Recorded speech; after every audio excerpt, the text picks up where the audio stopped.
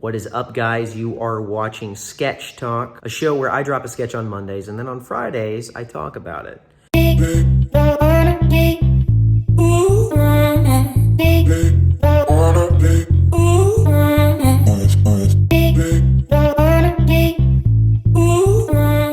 So this week's sketch was actually called Buck and Barney's Law Attorney, and it was directed by my favorite, Mr. Paul McGovern, also edited by him too as well. And it's basically just two professional bullshitters. Hi, I'm Buck. And I'm Barney. And we're twins. People want to make other people think that they are a certain way. And it's because most people don't want to be themselves because you've been stuck inside your head your whole life. Now, why am I going so deep on such a silly sketch and trying to make this so profound? Am I being a bullshitter right now talking about, well, my process whenever I was writing this was, I was thinking about the ethos of human nature, and I was thinking about the things that we as humans do. No, that's not what I'm trying to do. But I will share a quick story before I get into the heady cerebral stuff. So when I first moved to Los Angeles, my introduction to this city actually was a scam, okay? There was a company that was hiring on Craigslist called ARN Broadcasting. If that doesn't tell you something's a scam, then I don't know what is. ARN Broadcasting was a scam.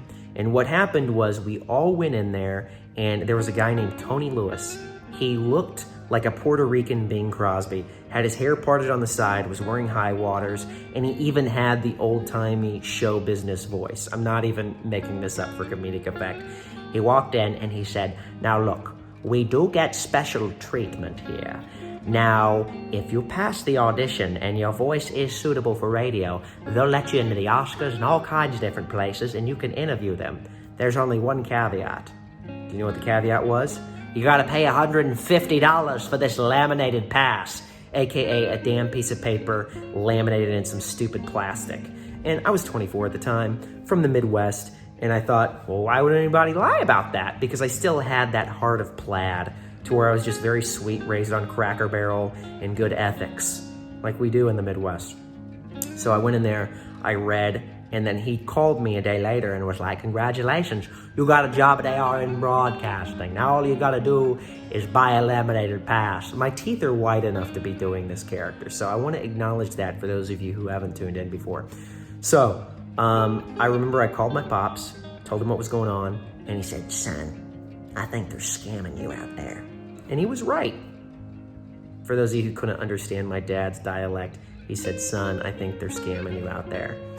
And a lot of other things happened like that in Los Angeles. Now, this is why I make it a deeper thing while talking about this sketch. And I talk about how bullshit pisses me off. When people lie and when people don't show their true selves, it upsets me. You don't grow as a person until you put yourself in front of people where you can be massively rejected. Massively, massively rejected, because what it does is it feels like it's killing you, but it's just killing your ego and your false self. It's like taking a strip off of an onion, and each time after the dust settles, you can actually breathe a little bit better, and you're like, and you can kind of calm down. You know what I'm saying? Now, how does that all relate to life and the sketch and everything like that? If you're not yourself, you're a joke. Cut the camera. Cut the camera. Let's keep it. Hey, I said cut the camera, boy. I can say that confidently. If you don't behave as yourself, you're a joke. And we've all been that person before. And here's the good news, boys and girls. It's never too late to be yourself, okay? Now, how I unlocked whatever you want to call your true self, or just how I'm still unlocking my true self, because I think it's a process, is I put myself out there. You know what I mean? And it keeps you from being a bullshit artist person. It really does. It keeps you away from being a shady individual. And here's how I put myself out there. Whenever I used to be terrified of women, here's what I did. I used to be scared to ask women on dates. So I made myself go up to 5 women a day, and I would ask them for their phone number.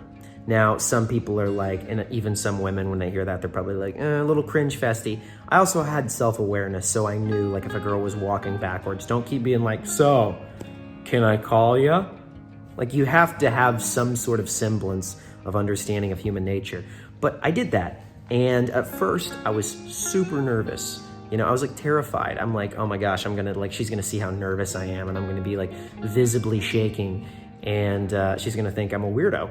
But you know, the more I did it, the more it just became normal, and then I just was able to get dates by cold approaching women. Now, I'm not saying that to be flagrant and talk about how awesome I am. I'm just saying that anybody can do these kinds of things. Therefore, it made me less of a weirdo around women to where I could actually just be myself and just relax. Going on stage, I remember I used to get really nervous whenever I would showcase a set. So I started going on stage and I would make myself bomb. That sounds very counterproductive, but I was like, okay, if I can go on here and I can just make a bunch of noises or just talk about a bunch of nonsense that is completely incoherent for this next set, and I can be comfortable with every single person in here looking at me and judging me and thinking, what is he doing? And I can still have some sort of feeling of being intact after that. What could I do when the pressure is on? Boom, got over my fear of showcasing. I used to get really nervous on camera. So what I started doing is what I've been doing for the last 3 years. I made myself drop a sketch every single week. What's my point? My point is rejection is the way forward. Now, I wasn't expecting this to be a Tony Robbins type seminar while talking about a sketch, but I think at the end of the day, what I just really want for people, because sometimes the way people behave drives me insane, I want you to stop avoiding situations and sleeping on your potential. And I want that for purely selfish reasons, because you're annoying when you don't do that. I was annoying when I didn't do that. So please, for the love of everything, stop avoiding rejection, because you'll get where you are faster. Do it in small incremental steps, and then watch yourself expand and explode.